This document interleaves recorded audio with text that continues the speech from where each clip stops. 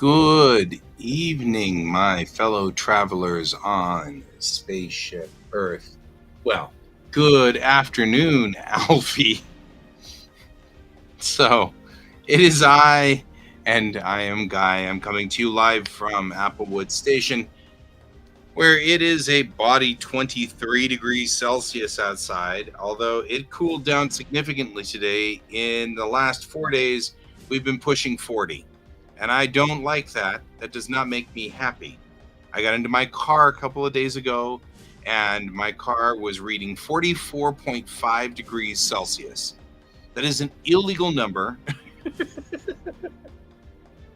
and I do not approve. I'm just saying 44.5 is not real. It's not a real number. So I'm just saying that is not an appropriate number.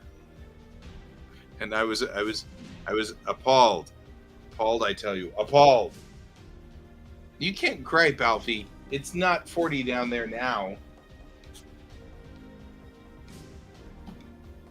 So 49 isn't real either. No, that's bizarre. I experienced 49 once in Tokyo or something. No, it wasn't 49. It couldn't have been 49. No, but it was pretty stupidly hot. Whatever it was not a real number. It's just not real.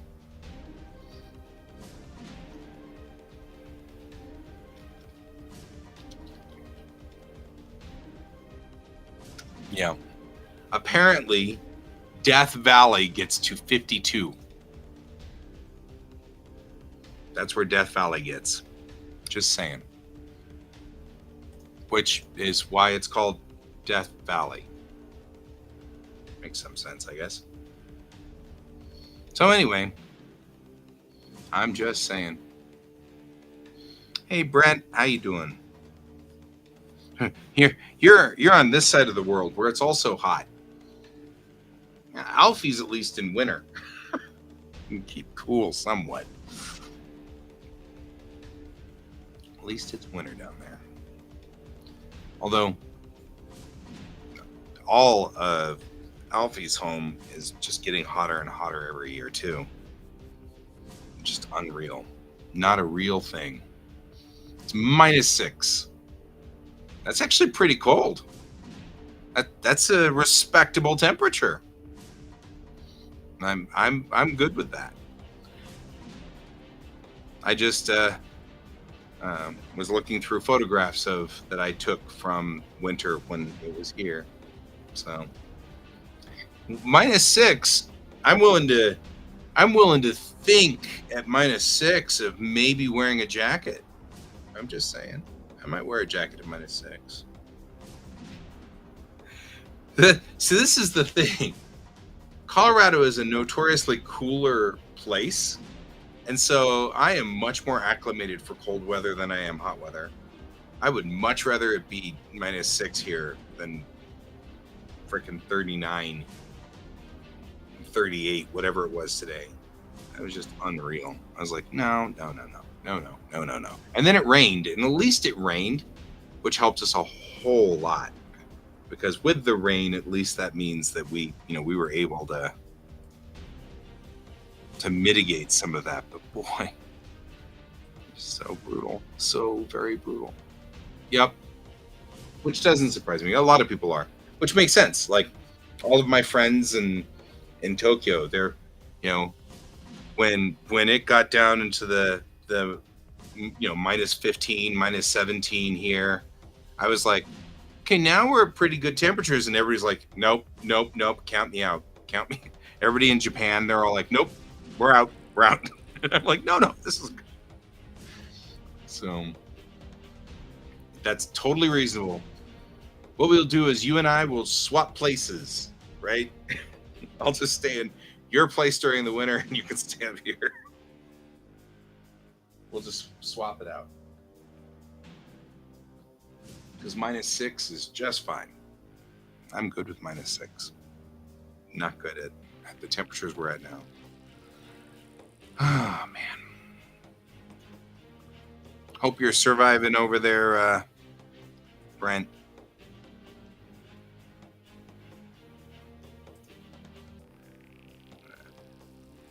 put this over here, and then see you later. Go get your eyes tested. That's actually a good thing. I got to do that too. Good luck.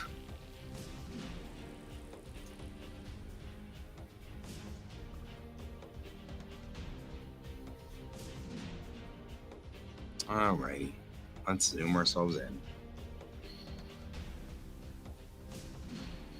Okay, so I'm going to take what we had done before, where we'd taken the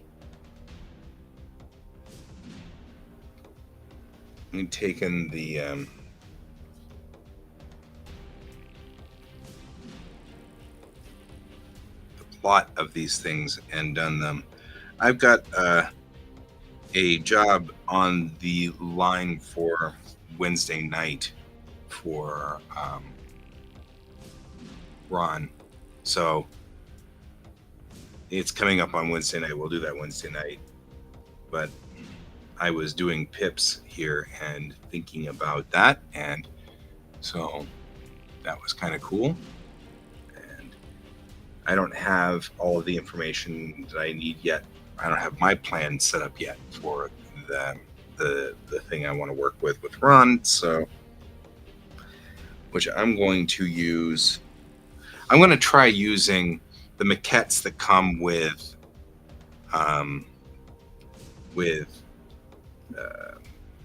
this program, whatever this program's called, because my brain just blanked it. I'm going to use the maquettes on this for Ron's thing here when that comes on Wednesday. So we'll do that. Meantime, pull this and do this and open the door. My camera's jammed, it looks like. Looks like our camera's jammed. It is jammed. Why is it jammed?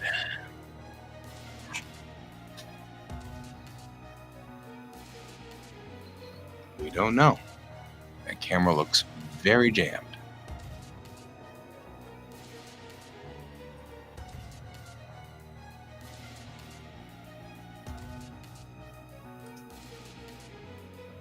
There we go. Much more not jammed.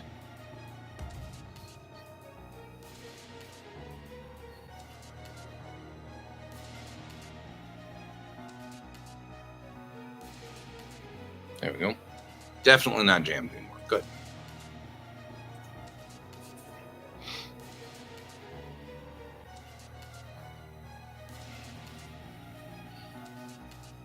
Okay, let's count this out. How many scenes do we have here? 1, 2, 3, 4, 5, 6, 7, 8. So we've got 8 solid scenes. I'm going to bring up my control on this because I've got a control thing.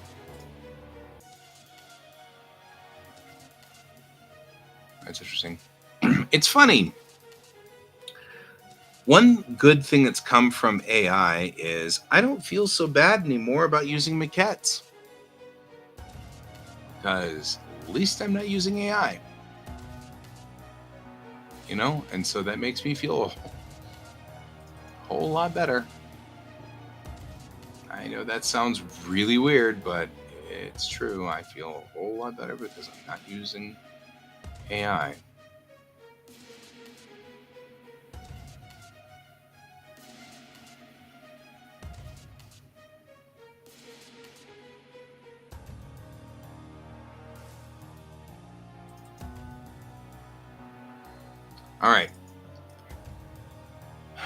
All right. There was an author. That's all right. It's all good. There's an author who once said this. They break their scenes in the following lengths. Micro is less than a page. Short is 1 to 2 pages. Standard 3 to 5. Long is 6 to 10. And extended is 11 pages. And you break up the really long scenes. Anytime a scene runs over 5 pages, see if it can be shortened or broken up and intercut with other scenes without losing or even increasing the dramatic effect. And so the example that he gives is scene 1, 2, 3, 4, 5, 6, and 7. This is a US comic, so typically speaking, running about 24 pages. I run 32, which is a little longer. So I feel like 8 scenes is a good size. Now, I'm not dictating that every book that I write should be 8 scenes. I'm just double checking to make sure, because if you make a comic with 12 scenes in it, everybody's just be like slamming into each other.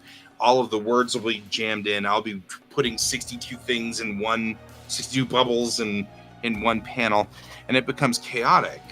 And so you don't want that if you can avoid it. So I just need to kind of get a rule of thumb. And really what it boils down to is I was feeling like the 8 scenes were too small.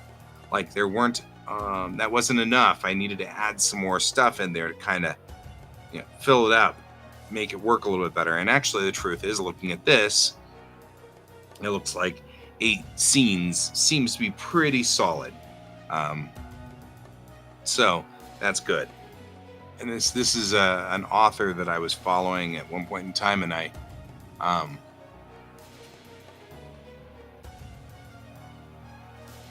oh yeah,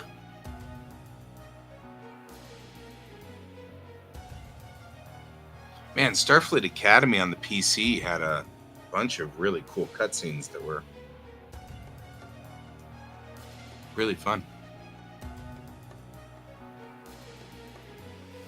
So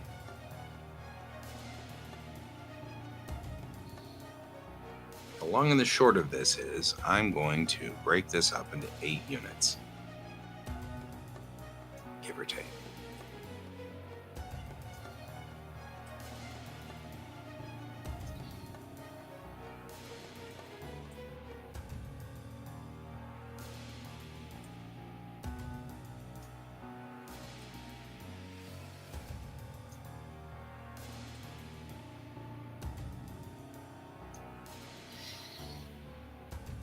So we got ourselves 8 solid units here. And what I'm going to do is I'm just going to open up the box here, put myself just a normal box, and we'll do each one of these scenes taking up 2 units like this, because that'll connect there, and this will connect here.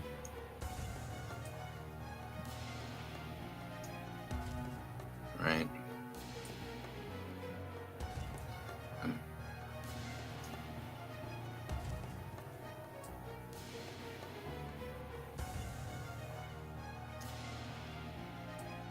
And these will be each and every other scene.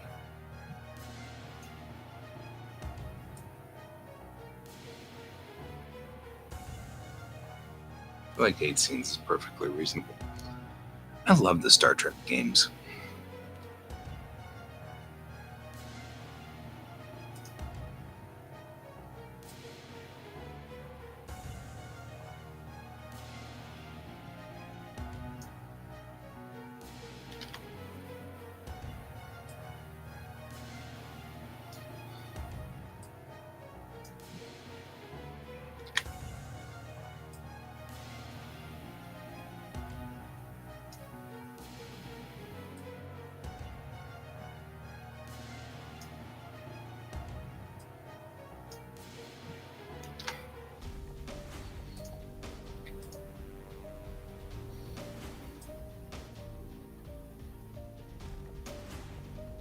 Nice.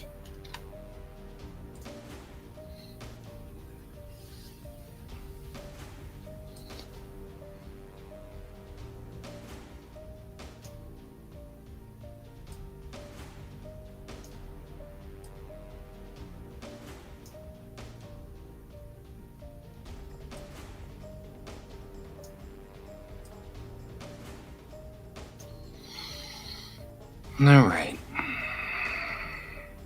We don't know how much space it's going to take up. How much space we want it to take up. Yet. We'll figure it out.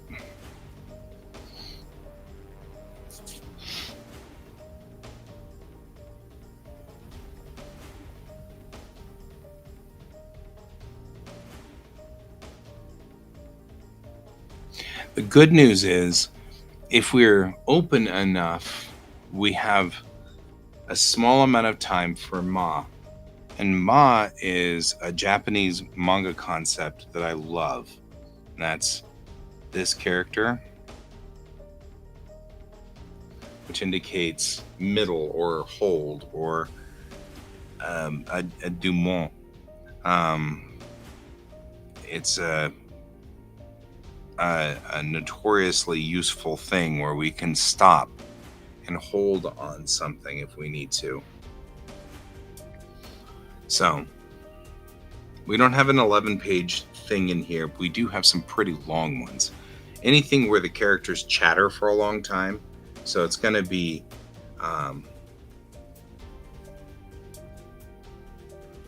scene 1 is our blowing up of our freighter. Our dear freighter blow up. The freighter mouse. So scene 1 is right here. And scene 2, and then 3, 4, we'll go for 5, 6. All right. I'm going to go on ahead and do that. Then on the next level up, scene 1 is the Thomas Bregman.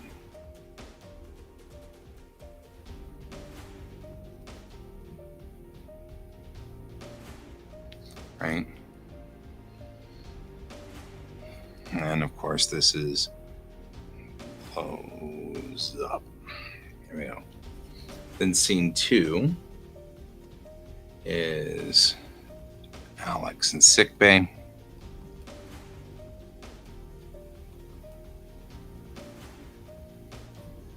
With the goal of the scene being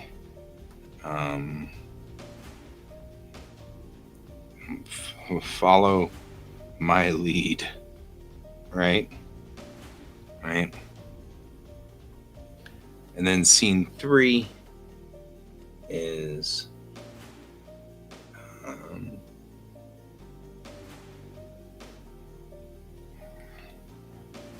Chang and Bennett.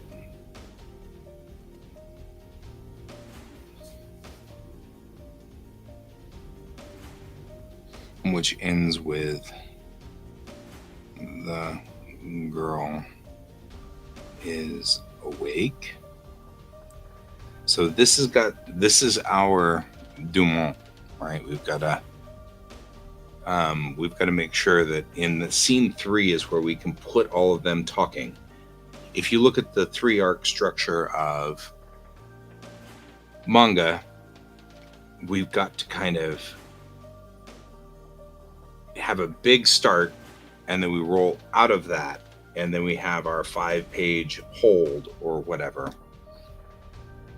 right? So 4 then is going to put us at the end of that page. Wherever it is, it's got to end us halfway through. So 4 is going to be then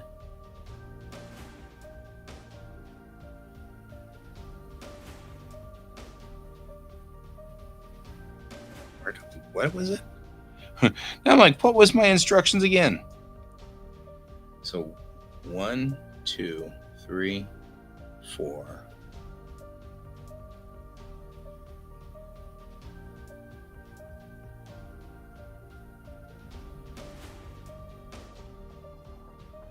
Five.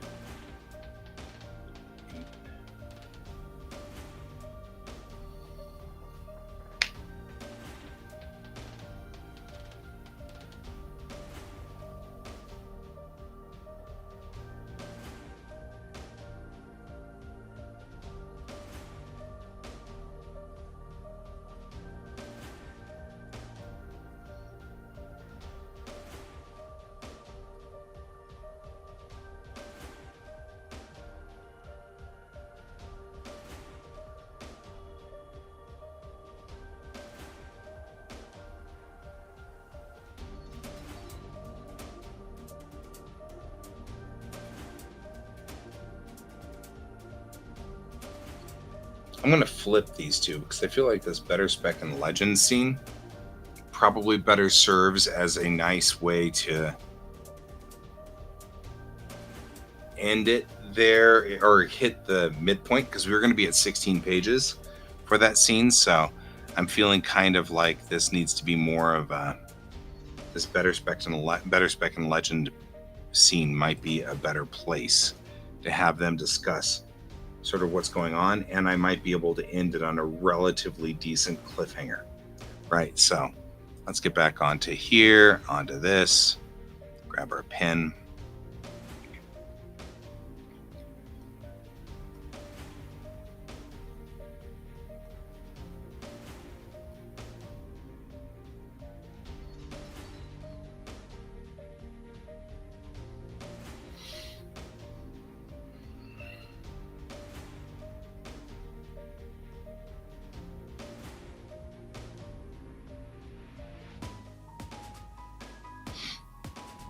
And this needs to end on some kind of cliffhanger, because this is the midpoint of the comic right here.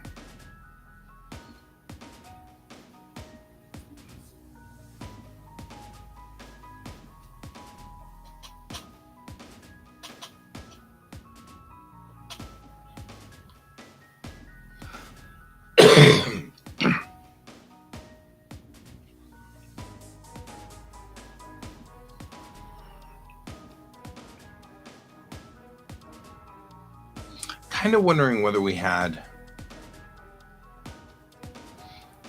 Oh, the Google widgets, the Nazca lines. Huh. It took me a second there because I'm looking at this going, this must be a cake or something. No, it's the Nazca lines, or Nazca. All right. Better Spec and Legend.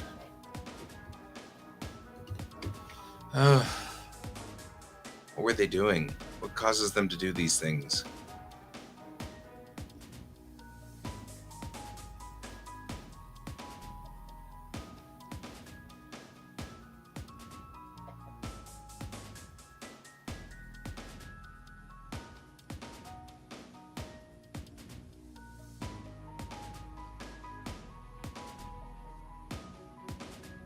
Maybe it's, I'm not sure the Bregman jumped.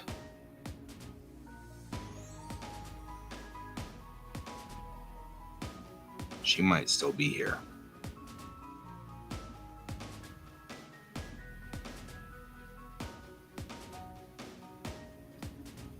And that's our cliffhanger. You know, then why isn't she broadcasting? Why isn't she talking to us? Like they're starting to get a clue that something bad's about to go down. And then we'll go and we'll swap that back then to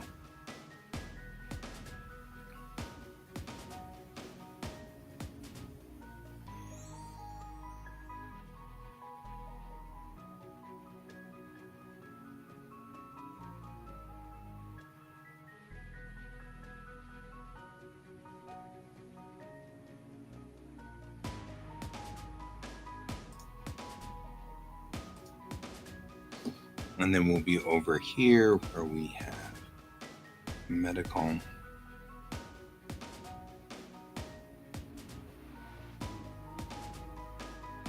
Alex explains the lie. Right? She's lying to them. We all know she's lying. We don't know why she's lying, but we know she's lying. And Chang puts her ashore.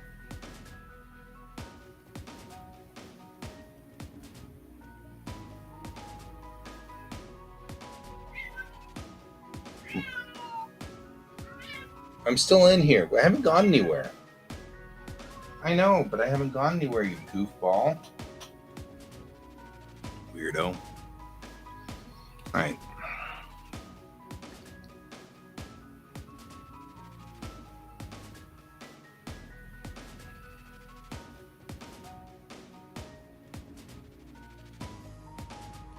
This actually works really well because then we have better spec and legend tell Bennett or tell Chang after Chang says this is stupid.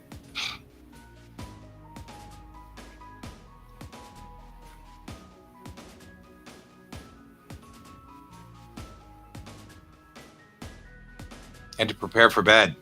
And to prepare.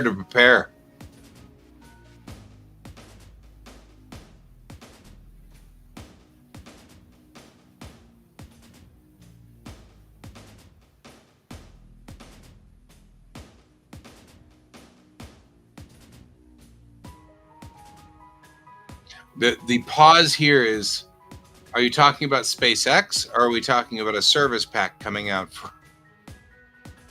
for Windows? Because my brain is not sure which one we're talking about yet. If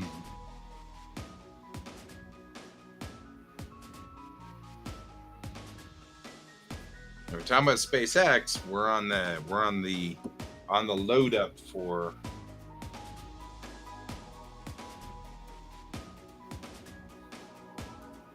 Silver Pentacle 3. Okay, none of the above. Because I was like, SpaceX isn't ready yet. Are they? Did I miss something? But I'm not going to check it right now because I'm doing other work.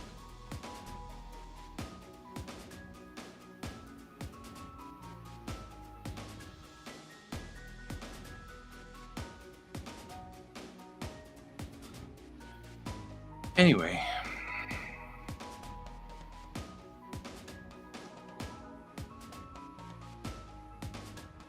Silver Pentacle 3. Well, and we should probably say that tomorrow is not Silver Pentacle 3 per se, but it is working for Ron. Because he needs me to do a cover of a book first. And he specifically asked me to rearrange. Right? That's what I was thinking. I was like, maybe it's Starship and we're talking about Starship 5 being something 3, and I was like, I don't know. Maybe you know an acronym that I don't know. It's entirely plausible you know an acronym I don't know. It's happened. So, But yeah, so I will be working for Ron. It's just tomorrow night I have to do a cover for a different book for Ron, which has moved in front of Silver Pentacle, but still in the same spot. It's in the same location. So we'll do that. Well, I think we've gotten off cycle here for this one because of the fact that I already had this loaded. And so I wanted to do this tonight before I forgot about it because I've got a restart on the PC because they've updated. So I've got to clear everything out tonight and restart the machine. But that means I've got to save all this stuff that I've been doing here, which some of it's saved, but it's saved as a JPEG, so it's flattened, and I don't want it to be flattened. And so all right. One more thing. I had an interesting idea, and I thought about something, and it ended up sparking the idea of a side story for Bellatrix Rising, which could be integrated into a story somewhere if it was a short. But I was thinking about pips, because not pips as in like the things on here, but pips is the personal information program or protocol or something like that. But on the astronet, when you're out on the astronet, you can interact with somebody's pip. So like, I'm busy. You can't talk to me right now because I'm whatever. I'm working. I'm teaching class. But you really need to ask me a quick question about something and things like that. And my pip knows that anything you say, I will go with because we're supposed to be hanging out next week or whatever. So I'll go with that. So you meet my pip. It shows up as a hologram in your room. You call me or whatever, and my hologram of my pip shows up, and you say, hey, are you free next Thursday to do this thing? And my pip goes, yeah, I'm actually very free. I'm open. Do you want to do something? You know what I mean? Like you can interact with it. Um, right. But it has to be stupid AI because it can't be intelligent in any way. Otherwise it violates the law. So it has to be, I mean, it can be smart enough to be able to access your calendar and stuff like that, but it can't be much smarter than a PC from this era, from our current era. It can't be much smarter than that. So otherwise, it's a violation of law. But my thought was these pips could be fascinating, and you could have a story about somebody who dies, and their pip is still out there on the astronet. And so when they die, their pip goes into passive mode because they're not there anymore. So there's no interaction with the pip. But you can kind of go and hang out with the pip for a little while. And the pip just goes about its business, cleaning the room or whatever it did. And, in the little virtual universe that it's in, it goes about doing its thing. Like whatever it was that's sort of an idle version of it. For example, my pip would be constantly drawing a page. So you could call in. Um, I like pip better. Why pap? Hey, Gustavo. Why pap though? I mean, other than making jokes that probably would be way off color. Like Papa, so pop. So that flatten it out. Is there some reason why we don't want to call it a pip? Right. It makes some sense. But that I was thinking it would be interesting if you had these pips where you could visit with the pip or sit there for a while. Um, Personal operating program pop. Maybe. I don't know. I kind of like pip. Um, I'm okay with these alternate thought process. I'm just not sure why you're not going for a pip. Yeah, but that's a different function. I'd agree if it was the pip is the thing you wear on your right arm. What's pip stand for in Pip Boy?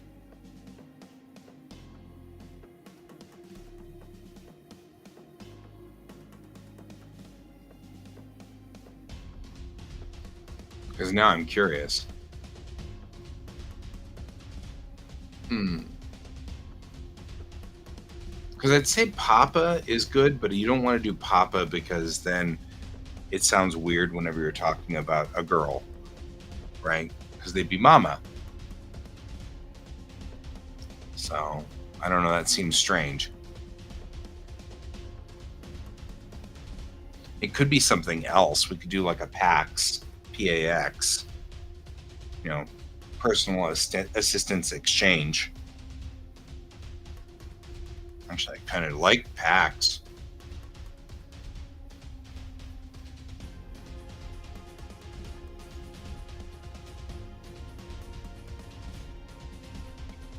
I'm actually not not against PAX. All of a sudden, I'm like, well, maybe PAX is where we are at.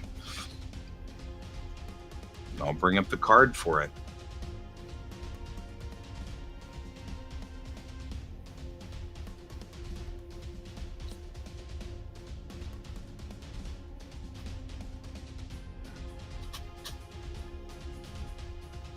Stop helping me out.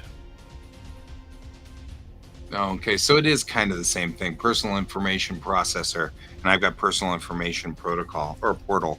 So let's go for PAX.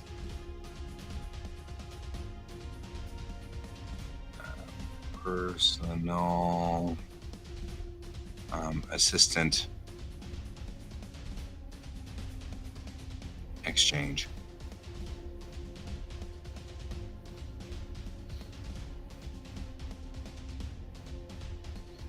Okay, has at PAX.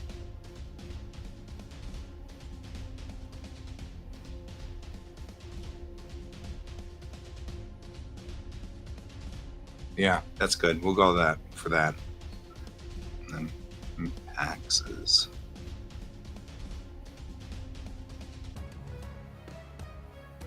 Yeah, so if you're not around for whatever reason, your PAX, um, yeah, so that was one of the things that I thought would be interesting is because there we're talking about hitting a point in our culture right now where AI could mimic, right? AI could mimic. And I was thinking about that earlier because remember we were messing around with music software with creating music, e.g. music that because some user was talking about us creating AI music.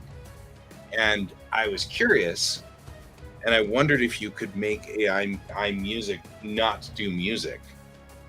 And so on a whim a couple of nights ago, I just recorded myself talking and I loaded it into because you can now load your own music into Udio. So I loaded that into there, just me talking, no background, nothing. And then I changed the lyrics on it and used my voice as its backup. And with the exception of a few really interesting garbles and weirbles and strange things, for the most part, I could make audio of me talking that said things that I didn't say. And it was pretty good about it. I mean, like, it was, speaking of the some user, here's a some user. Hello, some user. We were just talking about you. So I was saying that on Udio, the AI music thing, it now allows you to upload your own audio. And so I recorded me talking, just saying, hello, my name is Guy. I live in Denver, Colorado. I don't remember what I said. It was stupid. But then I took that audio and uploaded it into Udio with no music in the background and told it to extrapolate based on that, using the prompt spoken word and dialogue. And it generated music or generated words based on that. And so I used the lyrics and put, these are all words that I never said. This is stuff that I never said. And it came back with my voice going, these are all words that I never said. This is all stuff that I never said. It was really freaky. But it made me think a lot about this, which is I have hours upon hours of my dad's voice because he recorded a whole bunch of stuff before he passed away. And so I have hundreds of hours of my dad's voice. Technically speaking, I could load that into Udio and use it as context and have my dad saying things now, talking about current events and talking about things that clearly my dad would have no idea about because he passed away. And as someone who's, still kind of recovering from losing that particular individual in my life, it was a thought of, wow, that could be, I don't know if that'd be therapeutic or damaging. Like, that might not be good. That might not be healthy. You'd have, you have the ability to get your dad to say things like, I'm very proud of you, son, or whatever. Which, I mean, I never had a problem with my dad being very, very good with that. That was not my dad's problem. But for example, my mom passed away in 2002. So she never saw this part of my life. She never saw her grandchild. She never saw she never saw me go to college.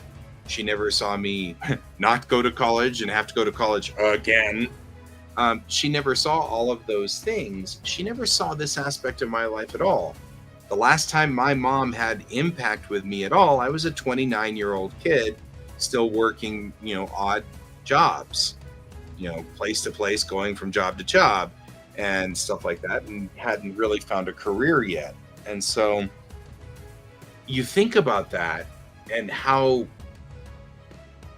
beneficial it might be to hear my mom say, "I'm really proud of you for doing this thing." Now, that would be like a thing that would be great to hear, but it wouldn't be real.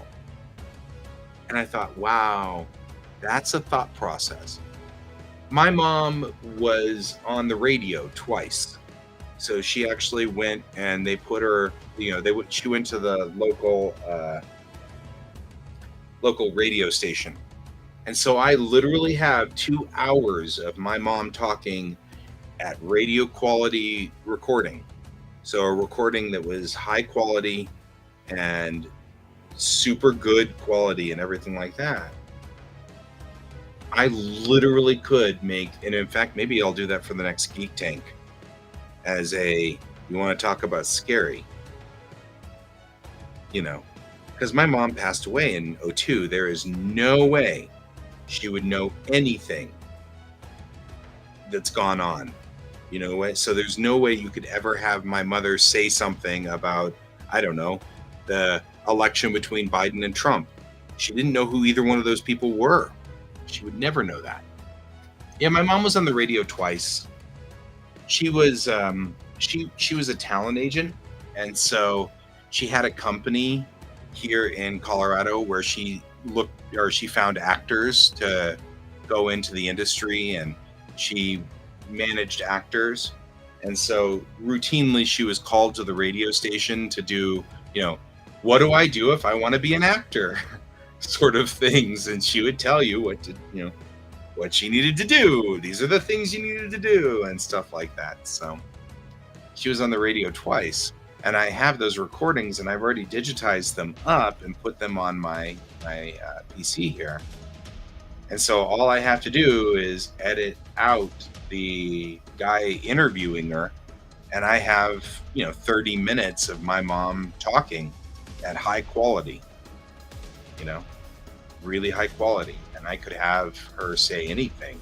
And now that I've thought about that, I'm like, maybe I should give that a shot. I think my mom would be fascinated in real life, and just like me, somewhat horrified. And I promise not to do anything really weird, because that would be strange because it's my mom.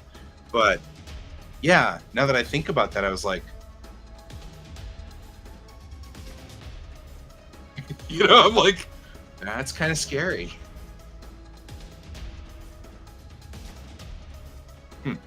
I'm starting to think about this. I'm like,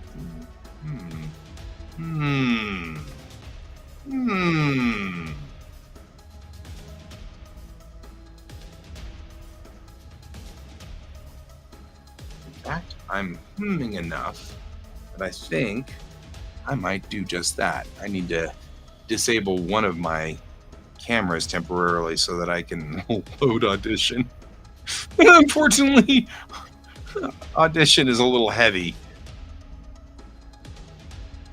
so it doesn't do so well. A little chunky. Well, let's see what happens here if we were to load Audition, because now that I've said that, I'm kind of like, well, what can I do here? Because now I'm curious. So here we go, guys. We're going to do this experiment live. Since some users here. I'm kind of like, I'm curious. Let's pull up that audio.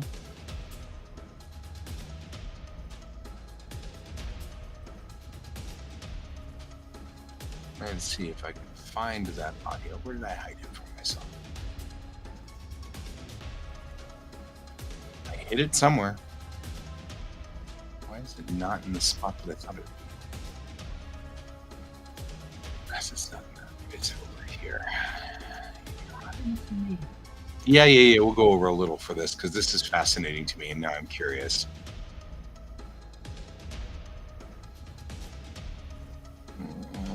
Why are things not where they're supposed to be?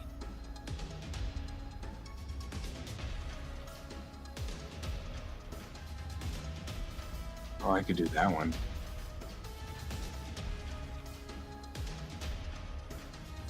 That'd be interesting. Okay, I'm gonna go to the desktop. I don't think I've finished it, and that's part of the problem, is I'm still working on it. Like things like, okay, so here's actually something that would be useful for it. My grandmother had Alzheimer's, and at the end of her life, she was doing audio tapes that she was sending to her doctor, where she was practicing reading because she was losing her mind effectively. She was starting to fall apart. Her brain was starting to effectively disassemble. And so I've got her voice, but it's kind of horrible to listen to it. And it might not be bad to take that, her reading these primers effectively, and then go back through and get some of her writings that she did and reintegrate her voice with those writings, which would then sound less like a woman who's losing her mind because of Alzheimer's, because you don't really want to remember that. That's a horrible thing to kind of have to, that, and that would be like one of those, oh man, that's what you wanted to remember. Ugh, that's brutal. But I've got that tape dubbed off, and then I'm like, I don't know what I'm going to do with that, because I don't know if I want to listen to it. It's rough, right? So you're like, well, okay, what do you do? Real quick. I'm gonna find it here. I'm gonna go searching for it. But I want to test this now. I really want to test this. And my mom also had a bunch of writings too. Although my mom sounds perfectly normal in this. She doesn't sound weird. Oh, it's 1990. That's why. Bringing it in. I'll switch back to my drawing monitor. Now that we've got this up and running. Okay, let's kill the music temporarily. So this is the audio from my mom on the radio. And I've gone through and kind of cleaned some of it up. Let's see if it plays.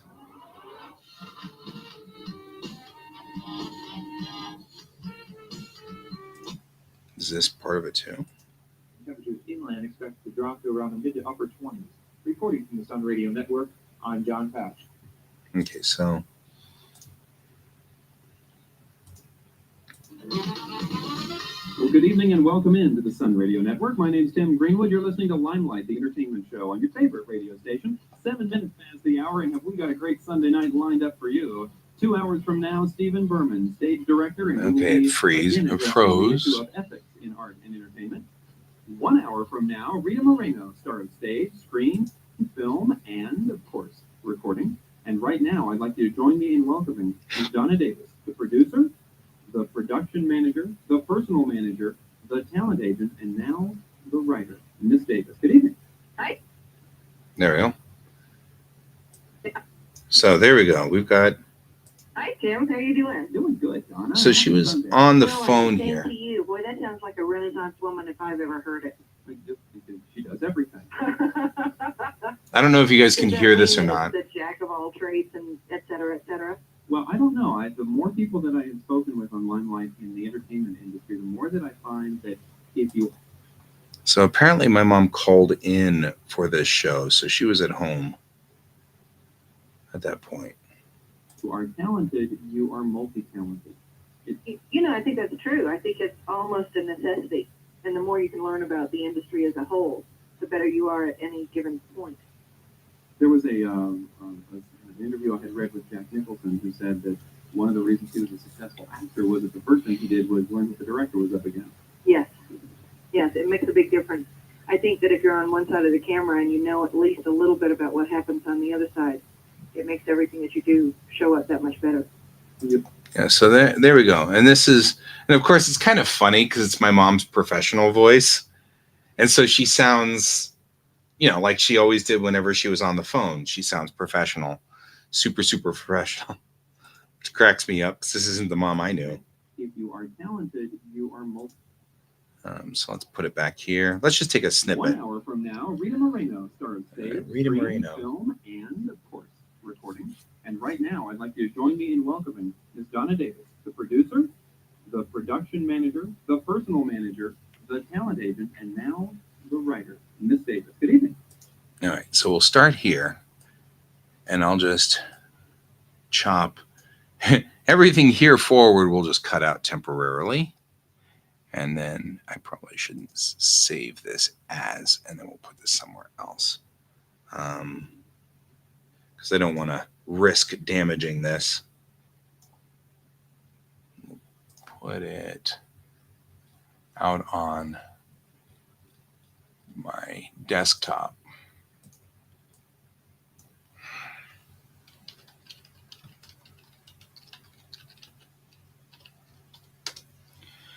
There we go. We'll call this Donna Davis talking clip. We may live do something super creepy. I'm just saying, just preparing here. Hi, Tim. How are you doing? Doing good. Okay, so we don't need him. We'll take Tim out.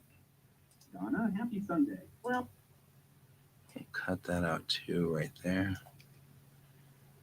well, and the same to you. Boy, that sounds like a Renaissance woman if I've ever heard it.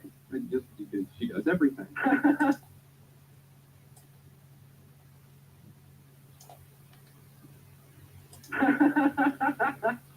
Does that mean that it's the jack of all trades and et cetera, et cetera? Well, I don't know. The more people that I have spoken with on Limelight in the entertainment industry, the more that I find that if you are talented, you are multi-talented. I think. There we go. So I'm just... I think that's true. I think it's almost a necessity. And the more you can learn about the industry as a whole, the better you are at any given point. There was an interview I had read with Jack Nicholson, who said that one of the reasons he was a successful actor was that the first thing he did was learn what the director was up against. Yes. Yes, it makes a big difference. I think. So, let's see here. The better you are at any given point. Yes. Yes, it makes a big difference. I think that if you're on one side of the camera and you know at least a little bit about what happens on the other side, it makes everything that you do show up that much better. Okay, and that's 30 seconds of audio there. That should be enough to, we'll just cut the rest of this out because there's no reason to have that much in here. We just want to do this as a test. So work. And this becomes that. So we'll save it as that. And then, right. Well, and I wasn't going to do that necessarily. I was just going to pick something else out, but let's see what we got. We'll go into Udio and we'll hit the create button. And, I should probably put this down here. Well, maybe up here. No, I don't know what I'm doing. What am I doing here? Okay. So here we go, guys. We're going to first upload the audio clip that we just got. All right, so you guys have got to stop firing off this. There we go. Audio clip coming in. It says, I have the rights to use this. Mom, can I use this? Just saying. And then we'll say, spoken word and spoken, general spoken. These are all prompts that are already built in. So we're going to do that. And then I'm going to test this by saying spoken. I love SpaceX. Uh, rockets are cool. Because she actually probably would have said this, but obviously SpaceX is something, since my mother passed away in '02, there is no way she would have known about that. I can't believe that Starship is going to lift off with number 5 next week. Yeah, something completely innocent. That's a pretty reasonable thing. Something that's not quite as I don't know if I'm ready to hand over the concept of my mom saying I'm proud of you, guy, or anything like that. It seems remarkably uncomfortable. So I'm not ready to do that just yet. So we'll go on ahead and say then use the full thing for context, use it for ultra generation, and then I will hit the extend button. Let's see what kind of trouble it causes. Oh, yeah. You know what? We can move this over here, and you can see what kind of trouble I've gotten into. So it's creating those right now, which this may or may you may not be able to hear it. I have to see.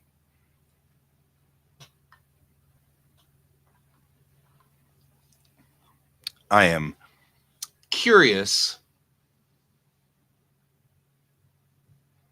Well, yeah, but I mean, this is my mother's voice, so I mean, I should be able to quickly detect if it decided to get weird on me or not, you know?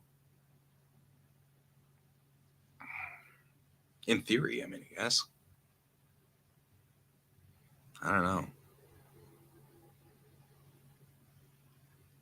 I'm not going to lie. This has me a little worried. There's kind of a high creep factor to this. Still looking for it to crank through. The spinning there indicates that it's still thinking. I could add something to make it. Okay. Here we go. So that's her actual voice. So we're going to go on ahead and go into 34.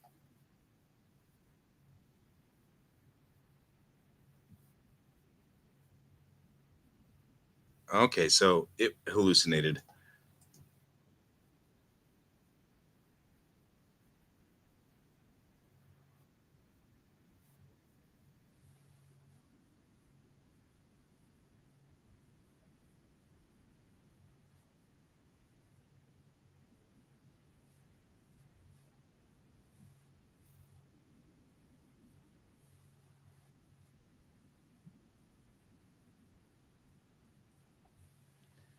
That's all right. It doesn't really matter because it's garbled mess. So um it's not even intelligible.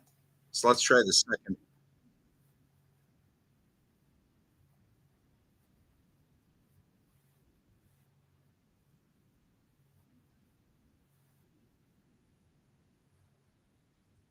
Yeah, it garbled it. So even though you can't hear it, you have to trust me on this one that it garbled it. It didn't make it. It didn't make it through, which is good because it did a pretty good job the first time through, although some of them were garbled.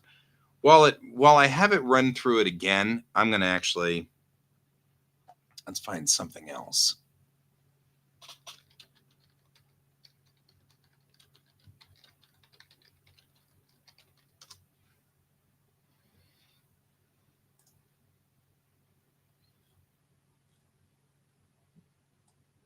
Because I think part of the problem is that it's there we go.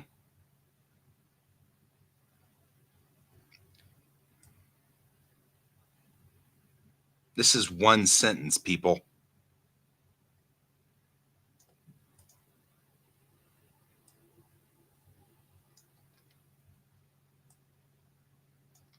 There we go. I think that'll help us a little there. So let's give that a shot and see what happens.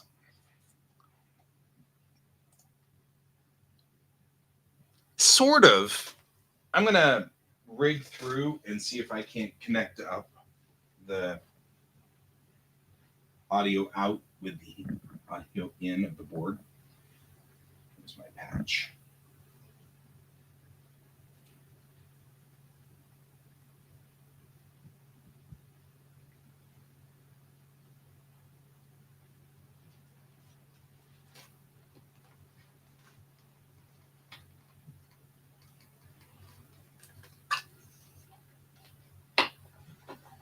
Hang on real quick.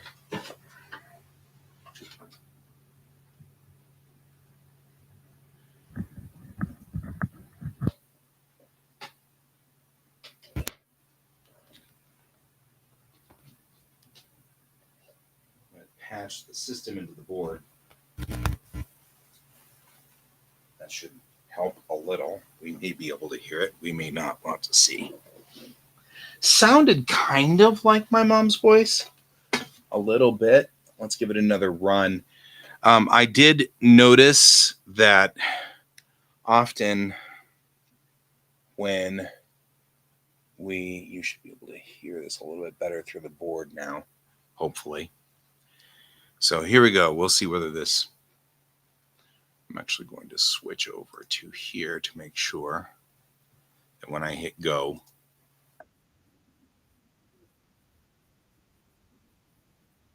so you should be able to hear it now.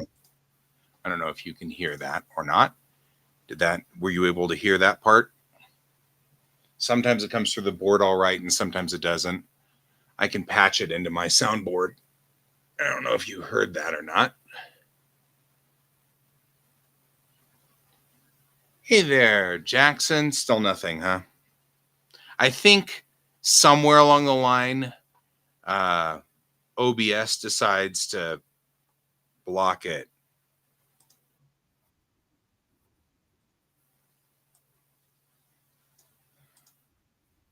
So I'll just have to report.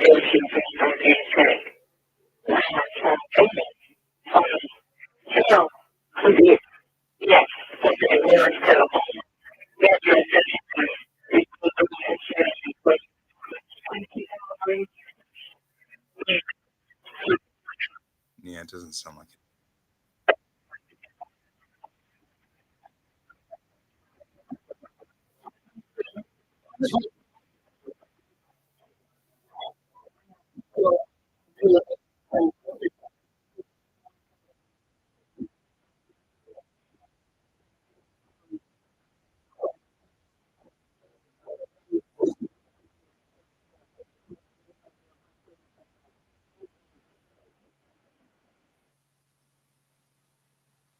Well, that didn't sound like her straight up, did it? It does sound like a police radio. It didn't do a very good job on that shot.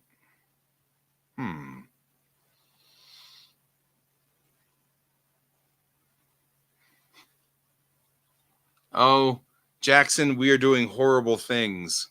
We are doing horrible, horrible things. All of a sudden, I had this terrible, terrible thought. And so it started with, there was a thought in my story about a thing that we call the PAX, which we were calling it a PIP, but we are now calling it a PAX. And that is, it's your personal assistant. It's a simulacrum of you that lives effectively on the internet. And if for whatever reason you're not available, it can kind of run semi-autonomously, right? So, it shows up as a hologram in your room and says, I'm not available right now, but did you want to ask any questions or whatever? And you could say, hey, are you available Thursday night? and it knows, oh yeah, it can access your calendar and go, hey, yeah, I'm available Thursday night. Did you want to do something? And yeah, let's go hang out and do stuff. And then it'll add you to my calendar and yada, yada, yada. And then whenever I come back into connection with it, it just updates everything internally. So my calendar's updated and stuff like that. And it led me to talking about something that they were talking about recently, where they were talking about resurrecting people effectively by using AI. I have. And so then I was like, well, what if we went into Udio and loaded up my mom's voice into it and see if it could create words? And my mom passed away in 2002, but she happened to be on the radio. And I happened to have the recording of her being on the radio one night. And she did an hour-long interview where they interviewed her about working in television. And so I was like, well, that would be an interesting thing. And so we loaded it up into here, into the AI labs, the audio music thing, just out of curiosity as to whether it could do it. And so far it's making garbled mess out of stuff, which that's at least promising. I don't know if that's promising or horrifying. I'm not sure whether I'm terrified out of my gourd about what I'm doing right now, or whether I'm like morbidly curious. But it was the thought was, what if, you've always needed to hear your mom say something, doesn't matter what. She never did. And so you bring up a simulacrum to do it. Well, the simulacrum's not her, so it's not the thought process. I never really had a problem with my parents, approving of me. So I never really needed I really wish my mom had approved of me. But then I was like, I don't know. So I guess I'm kind of happy that this experiment didn't go well. Because there's something just really terrifying about this.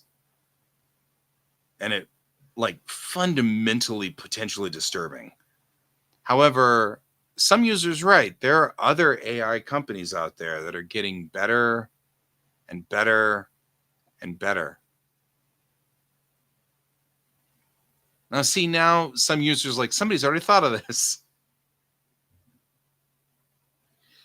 So the beginning of this is my mom's actual voice. So this first part.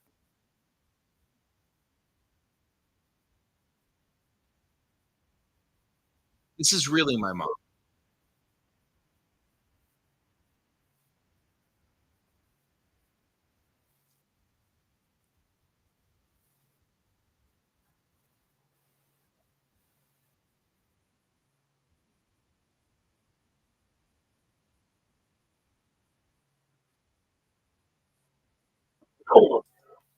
And that part there is actually my mom. That was actually what she was talking about when she was on the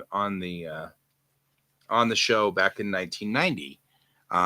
Back in her heyday when she was producing movies and working in television, and she had talent. Oh, it stopped. Of course it did, because that would be useful. Now that I want it to actually for you guys to hear it, you won't hear it. That cracks me up. So anyway, that was really my mom. That for those of you that didn't hear anything, that was my mom. So anyway, that was an experiment that did not work well. It just got garbly. That's all that happened. It just started to garble. So that was, I guess, better that way. I don't know. Maybe it knew. So we've changed it to Pax because Pip was pretty much exactly the same as Pip-Boy from Fallout, and we don't want that. So this is a Pax, which is your personal assistant exchange. So that's all right. We will just continue with this way. And I'll turn that microphone off so I don't have that problem anymore. So anyway, that was the experiment I wanted to do. So back to my story and Bellatrix Rising, the PAX, the thought that I had was it'd be fascinating to do a side story about a PAX. And the thing that I think would be very interesting is having an interaction with Jen, which was the character in the previous side story where Jen is showing up to say that she's departing. She ends up in another part of our story, which I was reading a little bit of earlier in a previous show, where she's on board a ship called the Red Dragon, and the Red Dragon ends up in a combat zone, and the combat doesn't go well because of the way that the ships got deployed in the combat. And I haven't decided yet what the fate of Jen is. And we don't know what the fate of Jen is so far because I haven't actually written it out. But she was definitely one of Chang's buddies. And she's an AI. And so I thought about this and I was like, you add to that you have an AI which has an AI, right? So Jen would have a PAX. And the PAX would live out on Astralnet, waiting for Jen to reconnect with it. And constantly doing things like talking to you and interacting with you in a way that is like Jen, but can't be intelligent enough. Because if it's too intelligent, it breaks the law. Right? Because the law will not require or does not allow anybody to create super smart AIs. Only AIs can create AIs. So Jen's PAX is still out there on the net. And Chang can talk to the PAX, and effectively it is the same as being with Jen from the point of view of Chang, because Jen, being an AI, would have appeared as a hologram all the time anyway. So when Chang and Jen talk to each other, Chang has always been talking to Jen as if she was a hologram, because she is a hologram. So I've been really thinking about how kind of it's wheels within wheels all of a sudden for this scene, right? Chang is trying to talk to Jen's hologram, but it's a simulacrum, so it wouldn't respond beyond just very basic responses. But it's got her personality to some degree, because you can choose to program your personality into it or not, and Jen chose to. So it has some of her personality. Not a lot, but enough to be passing, right? And since it's a hologram already, this could be this like really fascinating scene between the two of them, where you have a character talking to the personal assistant of a character that is already a hologram. So she's talking to the hologram of a hologram. That'd be so weird.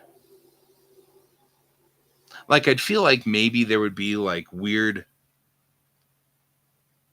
partial laws, like a PAX can't have tactile feel. So you have to pass through the PAX. You're not allowed to make PAXs have physical reality, a physicality, because people would just abuse that. And so like there's all these things that would be I was just like thinking about this and I was like, wow, like that's a good part. I'll put that down. PAXs can't be physical. They must remain passive. AIs, the AIs in my story can affect the universe. So they can touch things and they can press buttons and they can push you and they can pull you. as they choose. That's part of their options, because the holograms can harden and control atmosphere. So it just hardens the atmosphere where their hands are or whatever, and they can control that. But that'll be an interesting thing, is that the Paxes can't. And we've already established that in the side story. The side story that I wrote, that I published already, in that side story, Chang hugs Jen, physically hugs her, and and everything. So physically touches Jen. And in doing so, you end up with, obviously, these holograms can physically interact in real world, but Paxes can't. And so whatever is the fate of Jen, having Chang have to interact with Jen's Pax would be disconcerting, because it would look like her and it would act like her. And since it was a hologram, it would act just like the AI does. Oh man, this is deeper and deeper as I start thinking about it. All right, guys. I've been on now for 2 hours and a half. And I've done the creepy experiment, and I'm done doing creepy experiments. So luckily, when all of the audio went off track, it stopped sounding like Mom. So that was at least a plus. It sounded like a generic female voice. So obviously this isn't as good as I thought it would be. And it must have been just a freakish night one night when it did a pretty good job on my voice. Also, I'm not the world's best judgment of my own voice, because my voice doesn't sound the same to me, as all of our voices don't. So I think I would be more likely to go, oh yeah, that's me, to my own voice than I am to my mom's voice, obviously. So Paxes, we have created a thing in the story that's fascinating. And in true science fiction, it asks questions of current things, as all science fiction should, right? Because science fiction should be asking ourselves questions like, how do we deal with people who can generate dead people, right? If you take Chat GPT and use the Chat GPT to... I actually didn't save it. You can download them from Udio, but I was like, that's an interesting experiment. I didn't download it, so I didn't save it. And in fact, I just didn't save Mom's either. So come to think of it, might not be a bad idea. Maybe I should save these things, because if I download them, then you could hear them, apparently, because apparently we can play them. So it's all right. It wasn't hard to make the experiment. It wasn't hard at all. I just don't know if I have it in me to do it again tonight. So it's always a little rough listening to Mom. Even though it's been 22 years, it's still a little hard to listen to her. You know what I mean? Still a little rough. I was realizing that she passed away when I was 29. And so we're coming up on, in about 5 years, I will pass the point where I will have more years without my mom than with my mom. You know what I mean? Like, there will pass a point where I will have had more years alive without Mom in my life than with. I'm lucky. I am super lucky. I had both of those recordings, not just that one. She did another one where she was actually in the studio in 1984. The problem is her voice was markedly more Southern back then, because she worked over her life to nullify her Southern accent. So her voice was markedly more Southern. So that's why I chose the one from 1990, because the one from 1984 is a lot more Southern. Not horrible, but a lot more. Um, and that's why I'm very pleased that I recorded my dad's voice. I took my really nice recorder that I use for Geek Tank, and I took it down to Texas and had dad tell stories, and he read into it. I do too. It's just it's weird coming from mom, because though I remember her in 1984, I was 12, and so you know the mom in 1984, and I guess the one that more impacted my life was the mom that I knew as a teenager, as an older teenager, in 17, 18, 19, 20, in my early 20s, and that kind of stuff. That's the more recent version of her. And so to me, what we were just playing sounded more like my mom. And so, you know what? Just so that we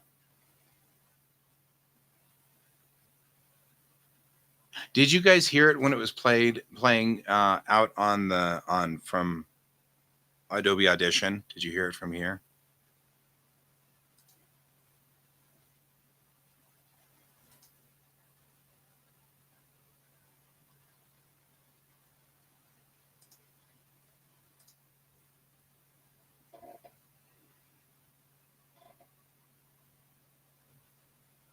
This version. Could you guys hear this version of it? The production manager, the personal manager, the talent agent, and now the writer, Miss Davis. Good evening. Hi, Tim. How you doing? Doing good, Donna. Happy Sunday. Well, and the same to you. Boy, that sounds like a Renaissance woman if I've ever heard it.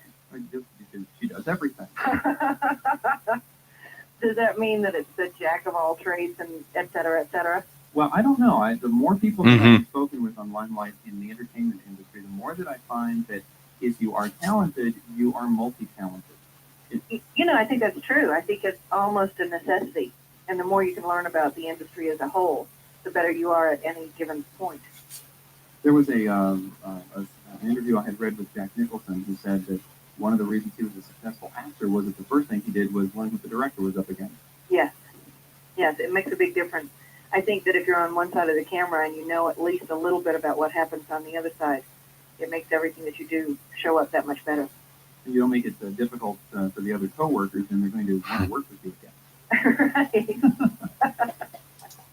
So that was actually my mom, and she was being interviewed on a show called Limelight back in 1990. And so, no, I'm just wearing glasses.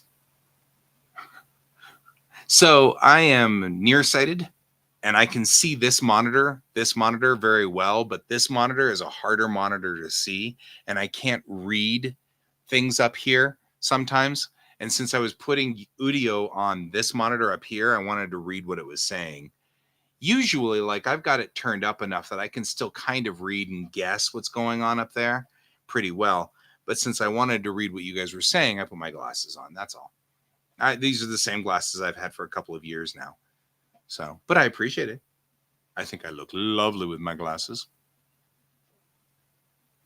Anyway. So, yeah, my mother was a talent agent and she was a producer, and she did all kinds of stuff. She worked with all kinds of people in the industry. She worked with Robin Williams. She worked with all kinds of people. And of course, they were all people prior to 1996 or 97 when she got out of the industry. So after 97-ish, give or take, she was not as there was nobody else. And then of course she passed away in 2002. So most of the people today, she would have never have worked with. Some of the actors and actresses of today weren't even born, so when she was last in the industry. So that's kind of an interesting statement. Now it's all become sort of a yesterday thing. But these radio shows that she did are actually fascinating to listen to because they're a microcosm of where the movie industry was at this time in 1990. You know, the other interview she did was in 1984, and it was about getting into TV because at that time she wasn't doing movie work; she was just doing television work, and so it was all about television. And we're listening to sort of again a microcosm of where television was in 1984. And so that was really interesting, you know. And in listening back on these, sometimes you get such great insight on where everything was at that time. It was kind of cool. So I'm glad I saved these. I'm glad I saved these. I found them relatively recently in a box, and I have a, I don't know if I put it over here or I put it back there. I think I put it back there.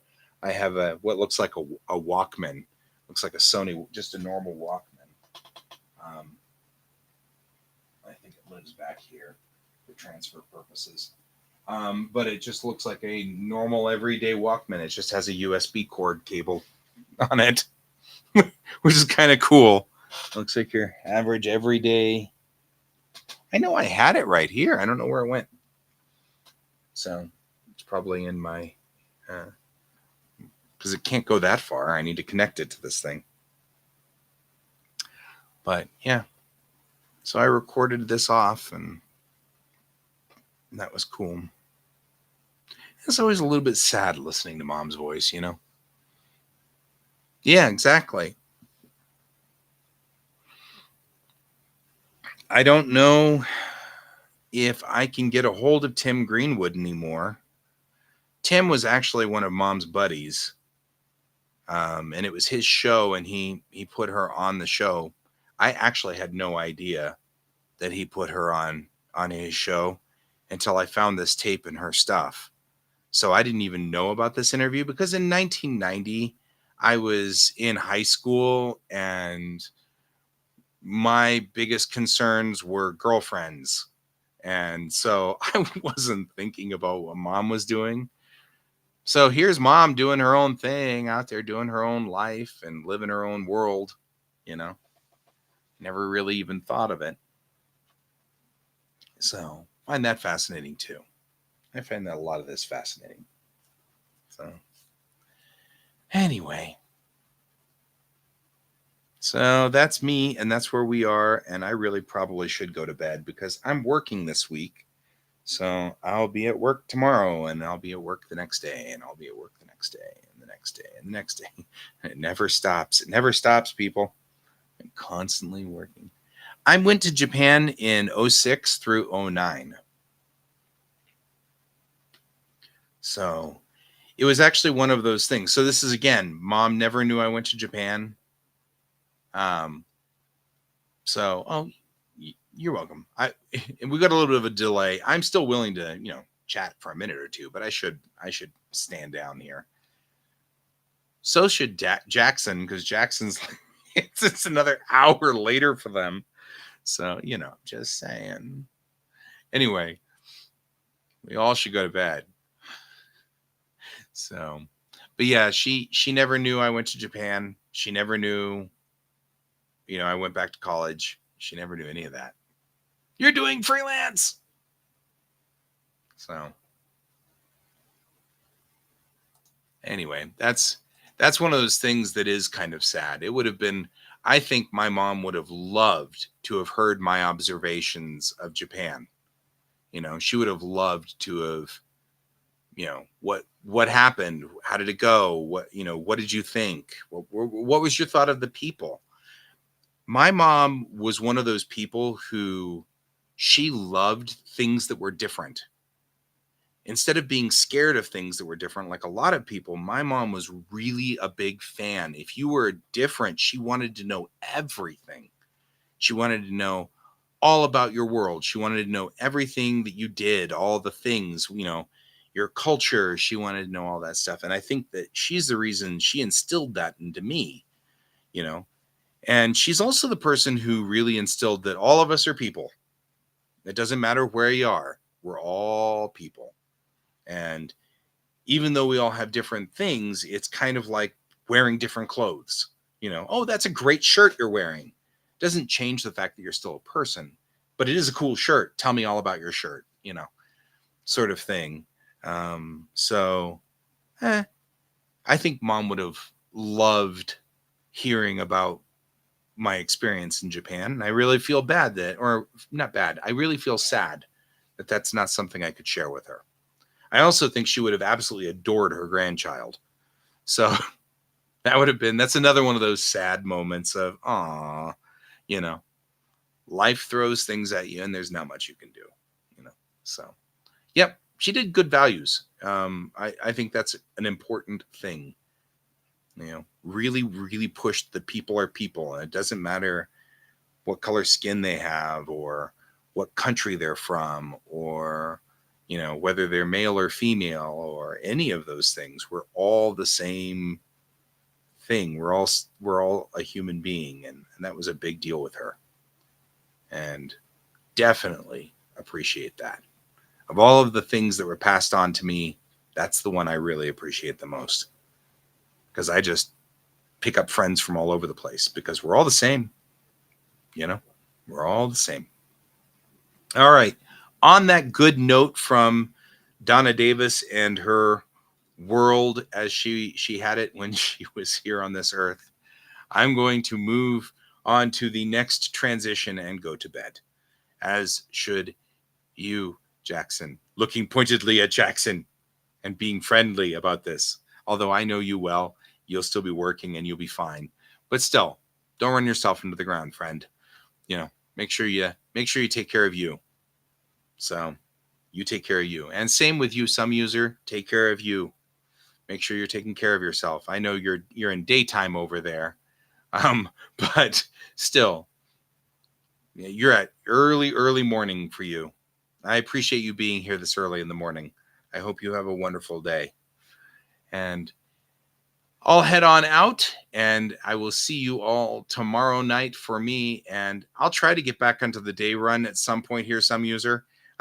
It's summertime and that's great time for driving instructors because when the kids are not in school, it's the best time for us to teach them how to drive. So unfortunately, there's not much I can do. I'm working almost every day. So I'll try to get back onto a day run at some point here, but not right now, probably for a little while, at least for the remainder of the summer. It'll be spotty.